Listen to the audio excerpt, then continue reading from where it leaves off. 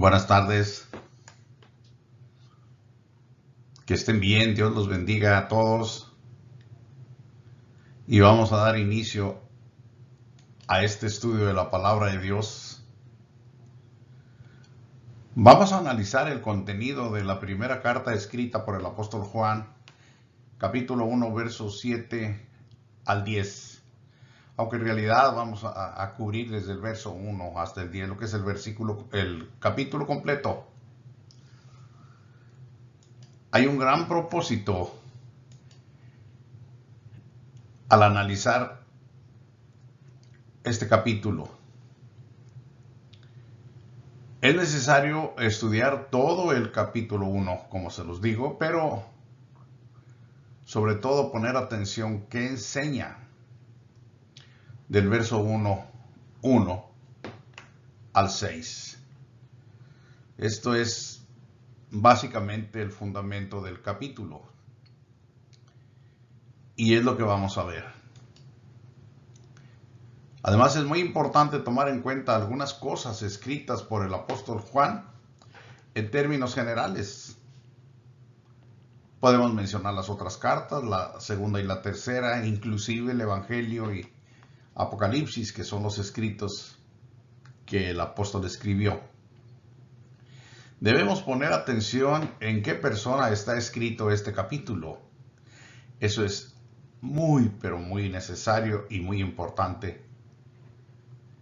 Yo he puesto aquí, por ejemplo, 36 veces se usa en primera persona plural en solo 10 versículos. 36 veces.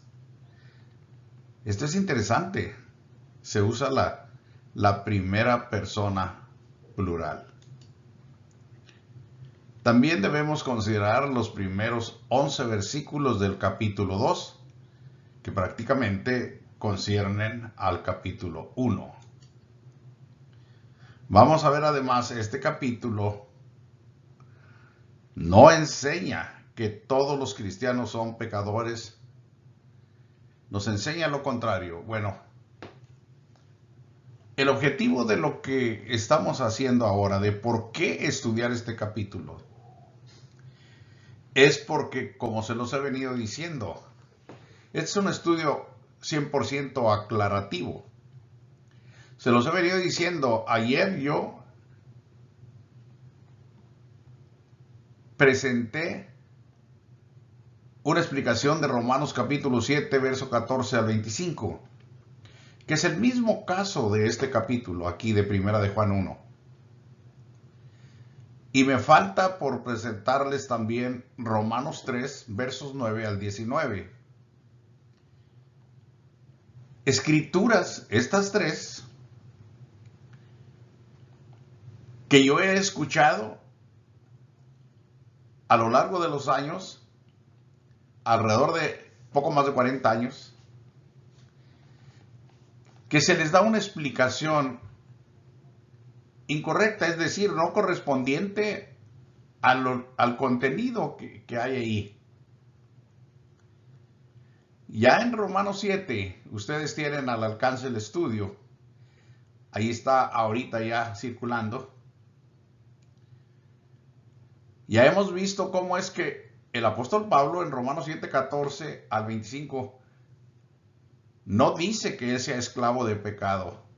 Dice que es esclavo de pecado, pero ya aprendimos cómo es que él está hablando como judío, como si fuera Saulo de Tarso, pero que él acostumbraba a hacerse como judío en algunos casos y hacerse como si estuviese bajo la ley de los judíos, aunque él no estaba bajo la ley, sino bajo la gracia. Eso ya lo estudiamos. Y a eso ya lo hemos visto claramente. Lo mismo va a pasar aquí. ¿Qué quiero decir? Créame, es difícil soportar, es difícil aguantar para una persona como su servidor que se ha dedicado la mayor parte de su vida a pregonar el Evangelio y que a la vez estoy acostumbrado a descubrir y a erradicar doctrinas falsas o intromisiones humanas en el Evangelio de Cristo, es muy difícil soportar explicaciones como las que se oyen. Quiero decir que se enseña que este capítulo, sobre todo versos 8, 9 y 10, que hablan claramente y enseñan que todos los cristianos debemos confesarnos pecadores, y que el que no lo hace, obviamente es por soberbio, es por rebelde, es porque no respeta lo establecido por Dios. Y el que dice que no es pecador se está engañando y está haciendo a Dios mentiroso. Eso es lo que se dice. Predicando abiertamente que todos los cristianos son esclavos de pecado. Es muy difícil soportar ese tipo de mensajes porque es una contradicción enorme a lo que es el Evangelio de Cristo. El Evangelio es poder de Dios para salvación, salvación para los hombres que viven en el pecado. Pero si se enseña que los que están en Cristo siguen siendo esclavos del pecado, entonces el Evangelio no tiene ningún poder. Entonces el sacrificio del Señor no surte ningún efecto. Es inaudito pensar así, es increíble, es difícil soportar esas cosas. Y se ha dicho, yo lo he escuchado hasta el cansancio, que Primera de Juan está perfectamente clara y que es suficiente para sostener que todos los cristianos siguen siendo pecadores. Y es una serie de contradicciones. Por un lado se predica el Evangelio para salvación y por otro lado se sigue enseñando que todos son pecadores. Eso es lo que yo me propongo. Por eso le dedico este tiempo a estas cosas y se las muestro a usted para que usted también las vea, las analice y que vea lo que es la verdad, lo que es lo correcto. Los apóstoles testifican del verbo de Dios, como ya lo veíamos también en otro estudio, el verbo hecho carne, el verbo encarnado, el verbo de Dios. El apóstol Juan habla en nombre de todos los apóstoles en esta carta. Mire nada más cómo lo dice. Primera de Juan 1:1. Lo que era desde el principio, lo que hemos oído, lo que hemos visto con nuestros ojos, lo que hemos contemplado y palparon nuestras manos tocante al verbo de vida. Ya les he señalado en otra ocasión que la primera parte del versículo, donde Juan dice lo que era desde el principio, se refiere a la última parte. Él está hablando del verbo de vida, dicho por el mismo apóstol allá en su evangelio, verso 14 del capítulo 1, el verbo que se hizo carne. El verbo que es Dios. Bueno, lo dice en estos términos, lo. Si aplicamos el lo para los pronombres, porque ahí están incluidos todos los apóstoles, o como artículo neutro, de cualquier manera, lo que nos interesa ahora aclarar es que esto nos dice que está hablando en tercera persona, en primera persona plural, perdón. ¿Y qué quiere decir? Que lo que él está hablando está también avalado por el resto de los apóstoles. No es un testimonio único del apóstol que está escribiendo. Su testimonio, lo que él está ahora hablando y enseñando, está respaldado por los demás apóstoles de Jesucristo. Por eso dice lo que era desde el principio, y hablando de Cristo, desde que los llamó para ser apóstoles. Lo que hemos oído, esa es prueba muy fuerte. Lo que hemos visto con nuestros ojos, pruebas presenciales. Lo que hemos contemplado, bien razonado lo que Cristo hizo en presencia de todos ellos, lo que palparon nuestras manos tocante al verbo de vida. Eso es importante.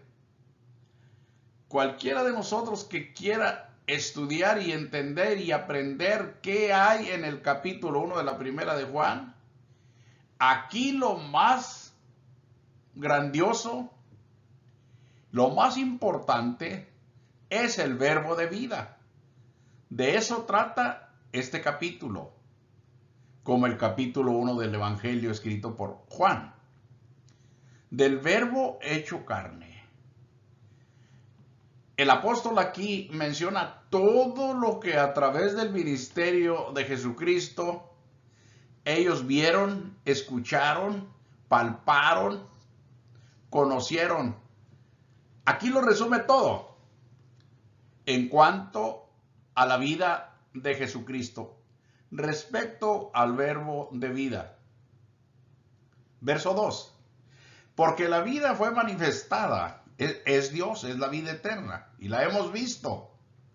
Y testificamos y os anunciamos la vida eterna, la cual estaba con el Padre y se nos manifestó. Se hizo carne. Pudimos verlo, pudimos palparlo, contemplarlo. Pudimos oírlo. Comimos con él. Estuvimos con él, caminamos de un lado a otro. Le acompañamos todo su ministerio terrenal, estuvimos a su lado. Nadie nos lo contó, diría este apóstol, hablando, como dije, en nombre de todos. ¿Pero por qué? Porque un testimonio de esta índole o de esta naturaleza no podría ser de otra manera. Por eso hablaron los apóstoles en estos términos. El apóstol Pedro, por ejemplo, se refiere a las mismas pruebas personales y presenciales a las que Juan aquí se está refiriendo. Mire cómo lo dice el apóstol Pedro.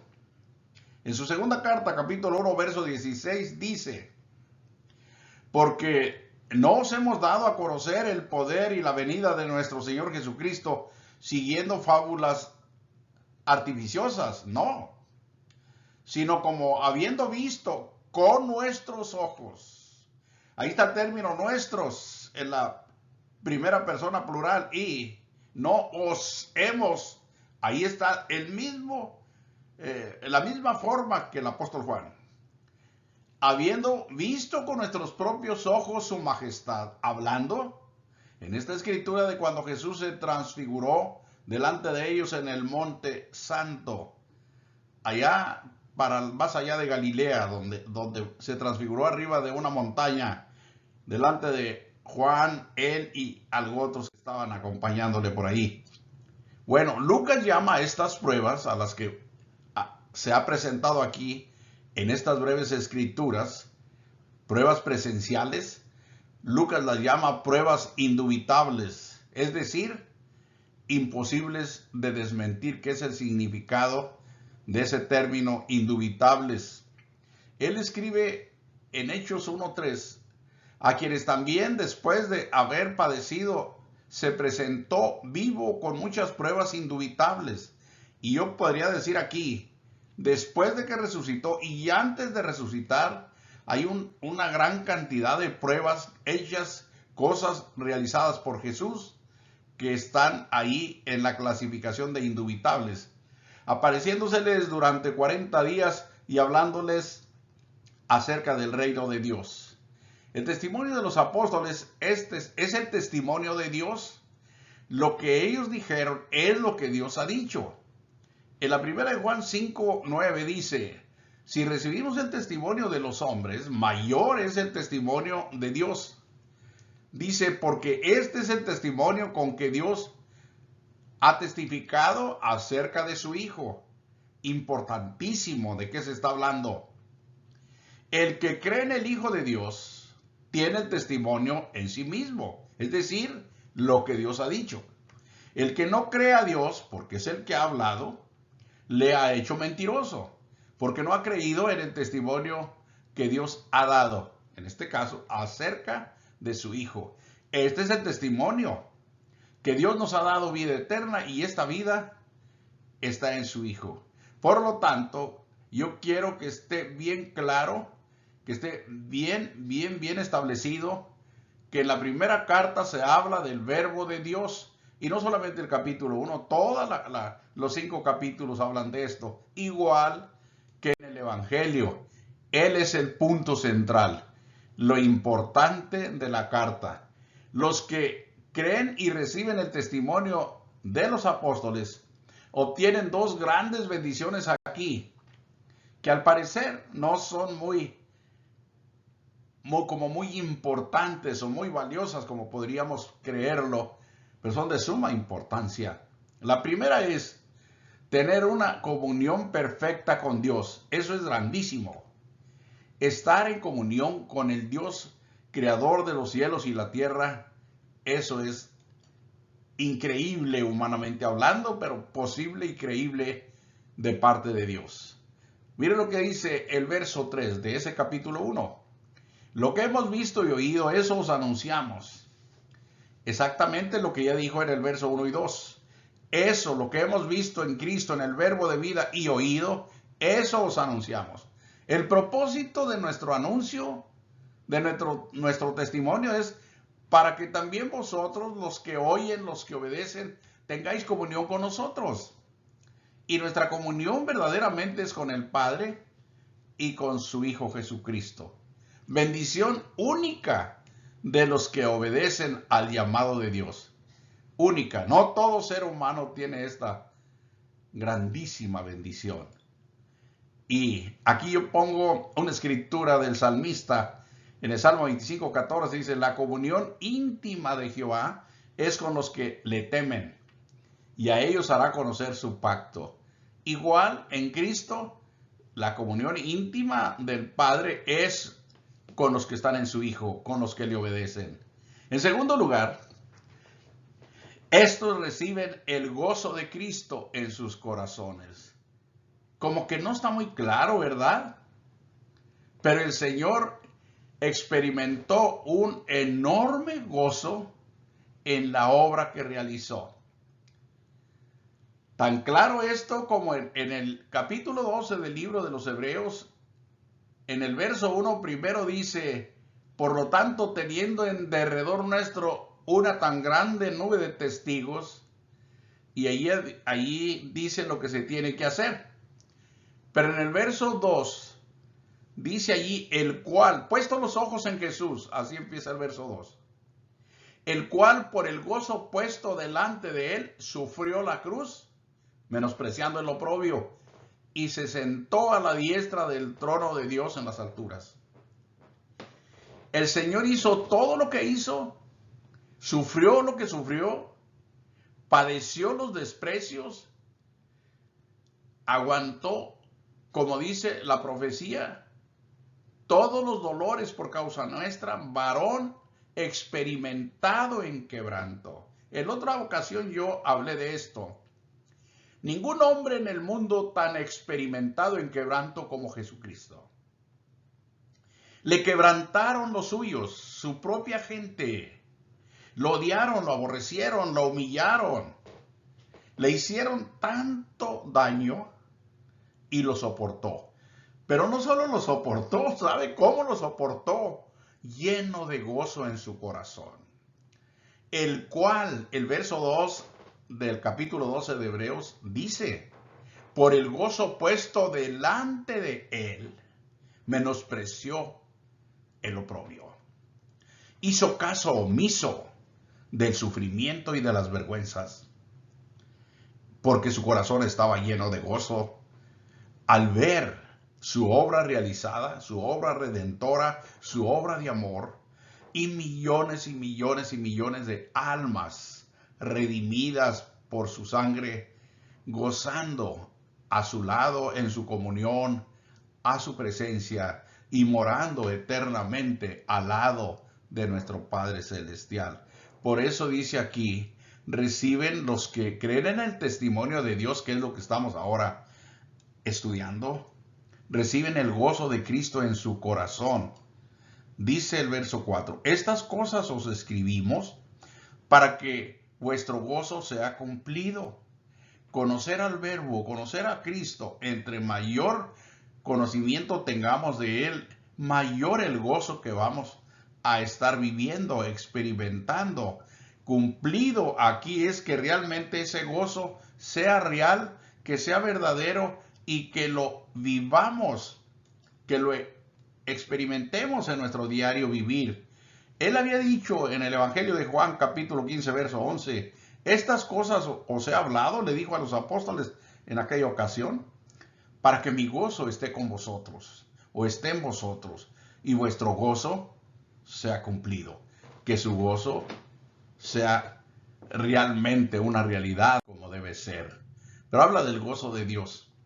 Ahora, el testimonio que Cristo dio acerca del Padre, esto es muy, pero muy importante. Por eso pongo las letras aquí en color para llamarnos nosotros mismos la atención y poner aquí mucho cuidado. Esto es lo que él dijo.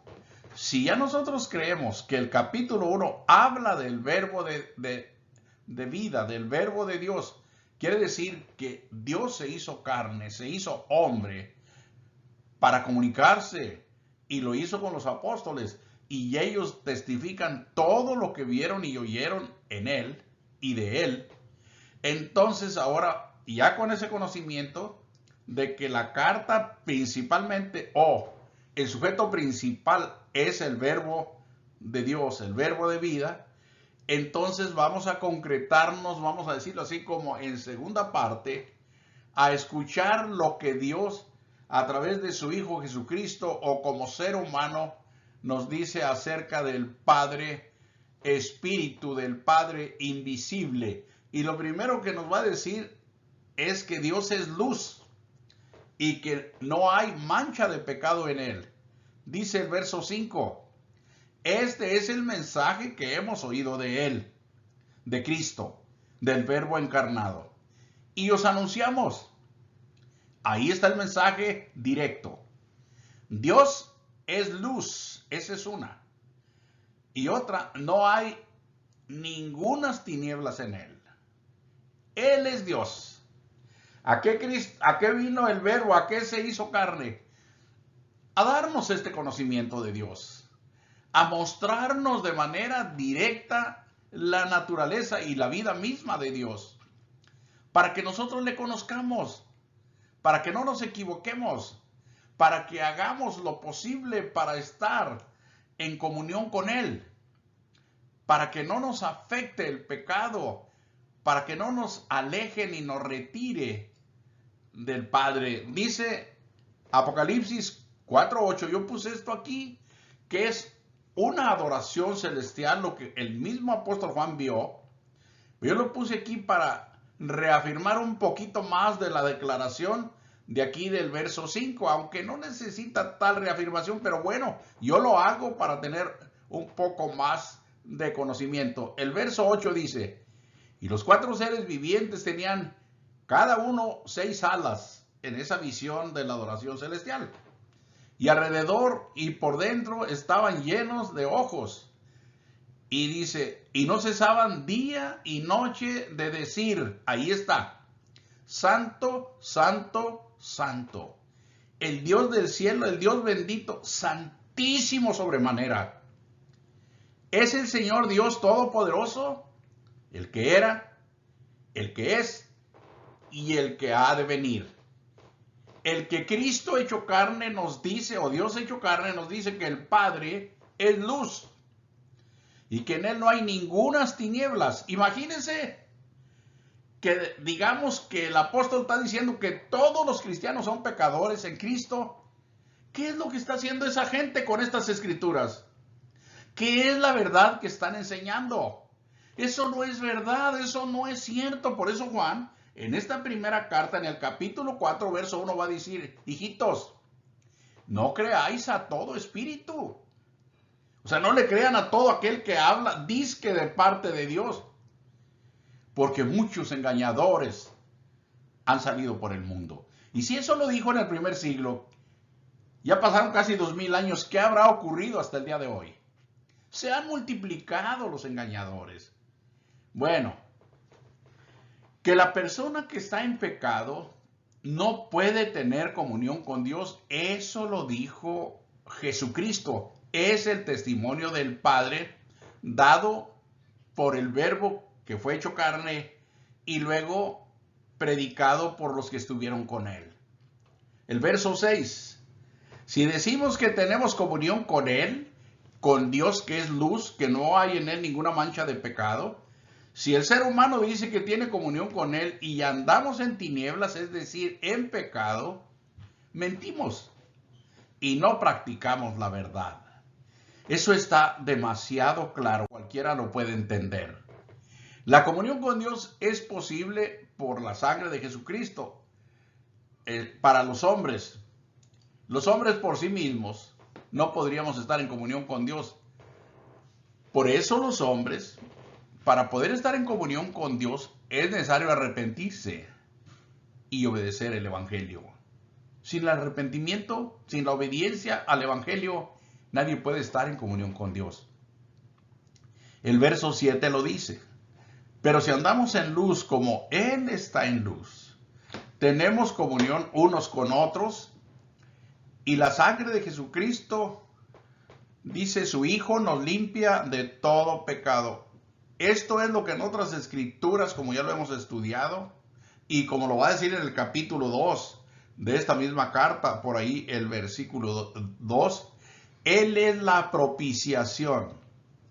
Él es el único medio establecido por Dios en este mundo para poder recibir el perdón de los pecados. Así lo dice también la ley del perdón, así la llamo yo en Romanos 3, 24 en adelante. Si andamos en luz, como Él está en luz, entonces podemos estar en comunión unos con otros en la iglesia como cristianos, porque el pecado obstruye, hace mucho daño a la comunión, no la permite, más bien divide, separa a los que quieren estar en la comunión con Dios. Y para que esto sea realidad, dice, la sangre de Jesucristo, su Hijo, nos limpia de todo pecado para que el pecado no dañe a ninguno en la iglesia del Señor, para que la comunión con Cristo y entre hermanos sea real y que sea verdadera y que el gozo de estar en comunión con el Señor sea posible. El problema de los ciegos, yo llamo así a ese proceder al que me he venido refiriendo, de decir que todos en la iglesia son esclavos del pecado. El problema de los ciegos en la iglesia está en pecado, están en pecado, aunque no todos, pero no lo quieren ver. Aquí yo hago una pequeña diferencia para que usted ya desde aquí esté bien ubicado. Ya lo he dicho en otras ocasiones, Juan nunca ha dicho ni va a decir que en la iglesia todos son pecadores. Tampoco Juan, ni Pablo, ni Pedro, ni ningún otro apóstol va a decir que así sea. Tampoco van a decir que en la iglesia todos son santos. Piense usted en los 12 apóstoles. Había un diablo, el engañador. El Señor dijo, uno de vosotros es diablo. Era Judas. Pero qué injusto sería que alguien diga, todos los apóstoles estaban con Satanás. Eso no es correcto, no es verdad. Uno de los 12 hizo eso, pero los otros 11 no. Pero tampoco sería justo ni verdadero que se dijera, los 12 apóstoles fueron santos, ellos vivieron en santidad. Ninguno de ellos pecó. Eso tampoco sería verdad. Entonces hay que decir las cosas como son. Ni todos en la iglesia para Juan estaban bien, pero ni todos estaban mal. Y eso es lo que enseña esta escritura. Y eso es lo que debemos de enseñar. Si alguien en la iglesia está en pecado, arrepiéntase, pida perdón al Señor y la sangre de Jesucristo, su Hijo, le limpia de todo pecado. Si alguien no está en comunión porque no es parte de la iglesia, arrepiéntase y reciba el Evangelio, reciba a Jesucristo y estará en comunión con Dios, con su Hijo y con toda la iglesia. Por eso yo digo aquí, el problema de los ciegos en la iglesia, están en pecado, aunque no todos, pero no lo quieren ver. Esa es la explicación aquí. Esa es la realidad aquí. Eso es lo que Juan conoce de la iglesia en su tiempo. Y a ese tipo de gente es que le escribe esto. Verso 8. Si decimos que no tenemos pecado, nos engañamos a nosotros mismos y la verdad no está en nosotros. Si usted se fija, el neutro o el artículo neutro, si lo aplicamos como artículo, si usted se fija, si decimos, se está contando el apóstol. Y por eso se ha dicho que todos, no nada más unos, sino también el apóstol está incluido, él mismo se incluye.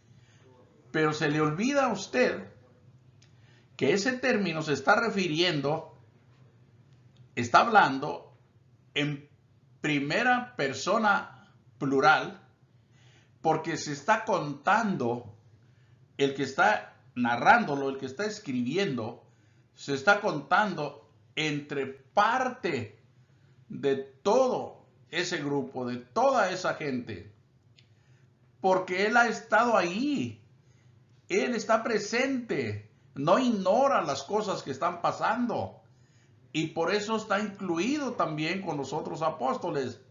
Si decimos que no hemos pecado, nos engañamos a nosotros mismos y la verdad no está en nosotros. Claro, con el Dios que es luz y que no hay ninguna tinieblas en él, no se puede estar en comunión con él si uno está en pecado. Juan dice la verdad.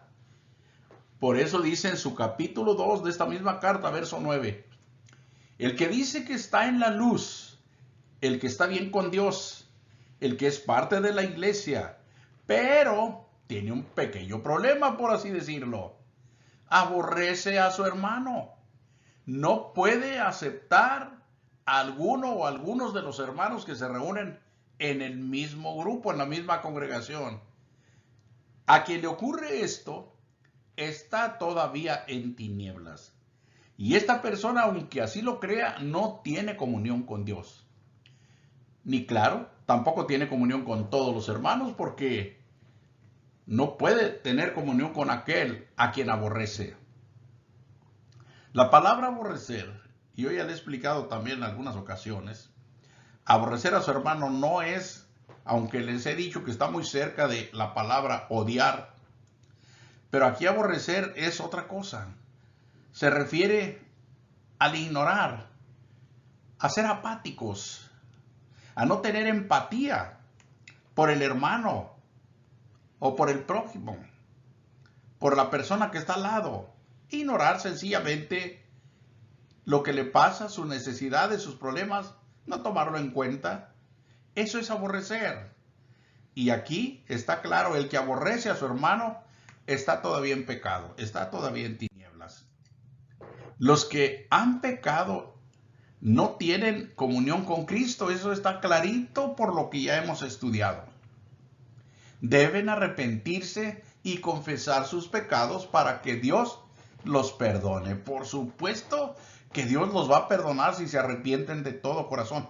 Pero arrepentirse y recibir el perdón de Dios no significa seguir igual. De ninguna manera es arrepentirse y seguir siendo esclavo del pecado. El verso 9 dice, si confesamos nuestros pecados, Dios es fiel y justo para perdonar nuestros pecados y limpiarnos de toda maldad. Eso es lo que hace el Verbo de vida.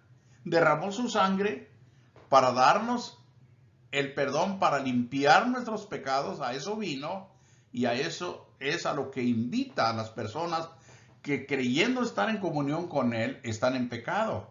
No es posible estar en pecado y estar en comunión con Él.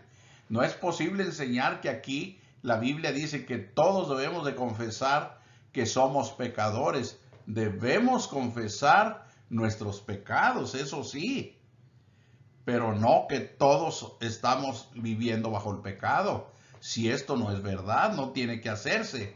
Pero si es verdad, La persona no tiene por qué creer que no tiene de qué arrepentirse. Claro que tiene de qué arrepentirse. Y de esto hay mucho, desgraciadamente, en las congregaciones. Hay mucho. A mí me dijo una persona hace algunos años. Me dijo, oiga hermano, se me acercó preocupada.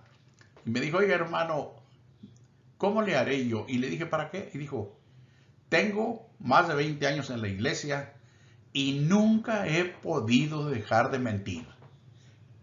Miento mucho, pero así en aquella forma que me lo dijo. Miento mucho.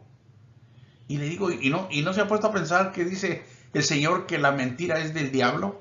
Que Él es el mentiroso y es padre de la mentira. No solamente padre de la mentira, también es padre de los mentirosos. Entonces, ¿en qué lugar está? Pero como hay gente que vive así, es consciente de que es mentiroso, de que es maldiciente, de que es odioso, que odia, aborrece a la gente. Es consciente, pero así vive, como si eso fuera lo normal, como si eso estuviera muy bien. No puede entender que en ese estado de comportamiento no puede tener comunión con Dios, no puede tener comunión con Cristo. Los que no han pecado en la iglesia no tienen de qué arrepentirse, por supuesto que no. Mire usted, el que ama a su hermano permanece en la luz, eso es en santidad, y en él no hay tropiezo, no hay problema. Esa es la vida que Cristo nos da. Ellos están en comunión unos con otros y están en comunión con el Padre y con el Hijo. Esa es la iglesia, esa es la obra de Cristo. Así deberíamos de estar todos. Por desgracia, no ocurre así. Les vuelvo a recordar, ni siquiera entre los 12 se dio esa forma de vida. Uno falló. Y así va a ser siempre. Ahora aquí el punto es, por eso la Biblia dice, analícense ustedes mismos si están en la fe, pruébense. Es necesario estar alertas, despiertos. Los que están en pecado en la iglesia, que como dije, por desgracia son muchos, están en un grave problema para el resto de los demás hermanos. ¿Por qué? Porque de alguna manera los influencian. Y desgraciadamente muchas veces los que andan mal son los propios predicadores o los ancianos. Hay congregaciones donde no es un juicio que yo haga, pero es la realidad que uno ha vivido. Hay congregaciones donde sale uno del culto en la noche, yo me acuerdo algunos años de esto, salíamos del culto y afuera de la iglesia un grupo de ancianos parecían, digo yo, chacuacos, una humadera tremenda, fume, fume, fume. Ah, no, que el cigarro no es malo, que dónde dice la Biblia que es malo. Y el testimonio que están dando para todos los que sí creemos que contaminar el cuerpo de esa manera es injusto, es malo, es falta de respeto y de amor hacia uno mismo, a su propio cuerpo que Dios le ha dado, y que si el cuerpo del cristiano es templo del Espíritu Santo, contaminarlo de esa manera, pues yo creo que no es muy fácil, muy difícil entender que eso no es justo, no es correcto. Entonces, los que están en pecado en la iglesia son un grave problema porque algunos los van a seguir. Ya Pablo habló de eso a los Corintios, hablando de los sacrificados a los ídolos. Dice, si alguno te ve a ti sentado a la mesa de los ídolos, va a ser también estimulado a hacer lo mismo. Y pecando contra los hermanos, pecas contra Cristo. Hay que evitar eso. Pero aquí está el ejemplo, para no ir muy lejos, porque mucha gente no quiere verlo. Ahí está el ejemplo de los que sí estaban en pecado y están en pecado ahora, pero se aferran a que no, y a que no, y a que no, y no quieren arrepentirse. Si ellos no se arrepienten, no esperen vida eterna alguna, porque no la va a haber. No esperen comunión con Dios, porque no la van a tener. Dice el capítulo 1 de la tercera carta de Juan, verso 9, yo he escrito a la iglesia, pero Diótrefes, un cristiano de su tiempo, Diótrefes, al cual le gusta tener el primer lugar entre nosotros, no nos recibe, entre ellos, entre la iglesia, no nos recibe. Verso 10. Por esta causa, si yo fuere, recordaré las obras que hace parloteando, vea la palabra que Juan usa, parloteando burlonamente, maliciosamente, de manera desordenada, con palabras malignas. contra nosotros, contra los apóstoles, y no contento con estas cosas, Diótrefes no recibe a los hermanos, y a los que quieren recibirlos se los prohíbe y los expulsa de la iglesia.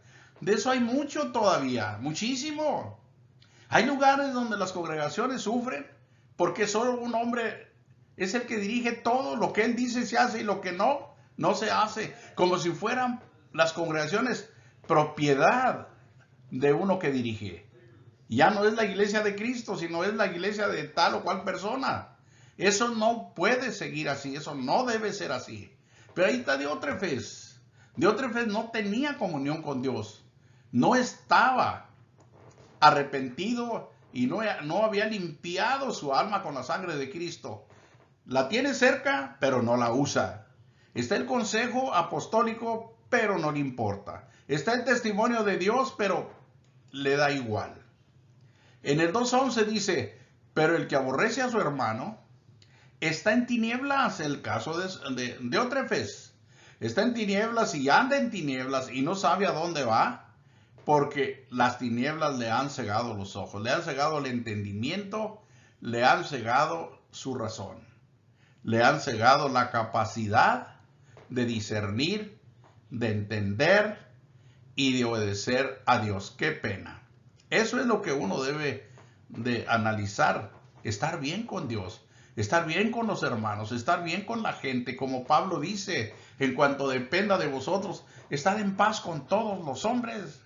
No hay razón para estar en enemistades, no hay razón para aborrecer a nadie, no hay ninguna razón para estar mal con la sociedad.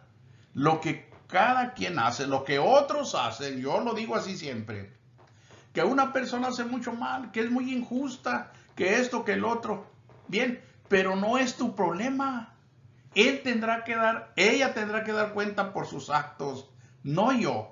Pero si la persona es mala y yo en la crítica sobre de aquello también voy tras esa maldad, ¿de qué me beneficia? Yo no soy el juez. Yo debo velar por mi vida, por mi salvación, no por la de otros, a menos que sea, como la Escritura lo dice, para rescatarle, para corregirle, para enderezarle, con cuidado, bajo la dirección y el apoyo o la ayuda de Dios, adelante. Pero del otro modo, no. El que aborrece a su hermano está en tinieblas, es decir, en pecado, y anda en tinieblas, y no sabe a dónde va, aunque a la persona le parezca todo lo contrario. No sabe a dónde va porque las tinieblas o la maldad le han cegado los ojos. En el verso 10 del capítulo 1 donde estamos estudiando, si decimos que no hemos pecado, le hacemos a él mentiroso y su palabra no está en nosotros. Otra vez la primera persona plural. ¿Pero a qué se refiere? Él no está hablando ni de él, ni de Pedro, ni de Juan en cuanto a pecado. Está hablando del testimonio de Dios y como instructor de la iglesia se está expresando de esa manera el apóstol. Pero en este caso aquí el sentido común que Dios nos ha dado, el propio razonamiento nos enseña que aquí se está refiriendo a conductas, a comportamiento como el de Diótrefes, como el que ya quedó completamente descubierto aquí, que no se arrepiente, que no hace nada por corregirse, y él obviamente va a decir que pues no ha pecado, ha expulsado a algunos de la congregación, pero pues eso para él no es nada. Es la misma lógica, ¿no? Que el Señor habló cuando llegó, dijo, ¿por qué miras la paja que está en el ojo de tu hermano y no echas de ver la viga que está en tu propio ojo? La misma manera de actuar de la gente. Lo que aquel hace es muy grave y es muy grande, pero lo que yo hago no es nada. Eso no importa. Yo odio, yo aborrezco, yo esto, yo lo otro, pero no es nada. Es porque soy yo. Pero aquello sí, es grave lo que hacen, aunque sea una cosa mínima. Así no. Así no es la vida en Cristo. Bueno, este capítulo, aquí terminamos el verso 10. Si decimos que no hemos pecado, ya hemos aclarado a quién se refiere, que lo aplique Diótrefes. que abra los ojos, que abra el corazón, que se arrepienta. Y muchos de sus seguidores que por todas partes están hasta el día de hoy, muchos. Cuando una persona tiene un comportamiento, una conducta impropia o anticristiana, no necesita que alguien se lo diga, uno mismo se da cuenta. ¿Cómo no se va a dar cuenta el que miente, el que maldice, el que se entromete en lo que no es suyo, el que toma de lo ajeno, el que viola los derechos de otros? ¿Cómo no se va a dar cuenta? Se da cuenta. Y ahí hay que arrepentirse y hay que corregirse. Entonces no estoy diciendo que todos son pecadores, ni que todos son santos. Ha quedado claro, hermanas, hermanos, amigos, no todos en la iglesia son pecadores. Los ciegos y rebeldes están mal. Necesitan arrepentirse y corregirse. En el 3:8 de esta misma carta dice, el que practica el pecado, aquí está para temblar. El que vive en el pecado es del diablo. ¿Cómo va a estar en comunión con Cristo? El que practica el pecado es del diablo. Ni la piense. Porque el diablo peca desde el principio. Para esto apareció el Hijo de Dios. Para deshacer las obras del diablo. Pero ahora resulta que los predicadores en la iglesia del Señor dicen que todos son pecadores. Y han hecho una capirotada en el ámbito social, en la forma de vivir. Ya no hay diferencia. Qué pena. De por sí, en el mundo en que vivimos y en los estados de derecho a nivel mundial, se vive una cosa terriblemente difícil de soportar. ¿Por qué? Porque se le está dando legalidad, se está legislando la maldad. Ya ven ustedes en eso de la igualdad de género. Ya no tiene que casarse un hombre con una mujer porque es discriminación. Ahora puede ser un hombre con un hombre, una mujer con una mujer. Eso la Biblia desde muchos años atrás lo legisló Dios y está establecido que eso no debe ser. Oh, pero ahora la gente lo ha establecido como un derecho. Al pecado legislado como legal. Está terrible. El que practica el pecado es del diablo, porque el diablo peca desde el principio. Para esto apareció el Hijo de Dios, para deshacer las obras del diablo. Hay muchos diótrefes en la iglesia enseñando desde el púlpito. No les crea, no les haga caso. En la 1 Corintios 15:34 dicen, velad debidamente y no pequéis. Claro que no, porque usted no es un pecador. Y si ha pecado, pídale perdón a Dios y corríjase y ya no peque. Porque algunos no conocen a Dios. Para vergüenza vuestra lo digo. Así de claro. Y espero que haya quedado bien claro a qué se refiere la primera de Juan capítulo 1. Primero, hay que poner ahí como fundamento y como lo más importante al verbo de vida, al verbo hecho carne. Él, su naturaleza, su índole, y cómo es posible estar en comunión con Él y cómo no es posible. El pecado queda fuera. El pecado no debe estar en la iglesia, no es parte de la iglesia, y Juan nunca enseñó que todos en la iglesia son pecadores. Decir eso es desmentir el testimonio de Dios, es ignorar el testimonio de los apóstoles. No haga caso, no lo crea. Viva la vida en Cristo como se nos ha dado, con amor, con sabiduría, con humildad, con respeto, con temor de Dios. Dios le bendiga y muchas gracias una vez más por su tiempo.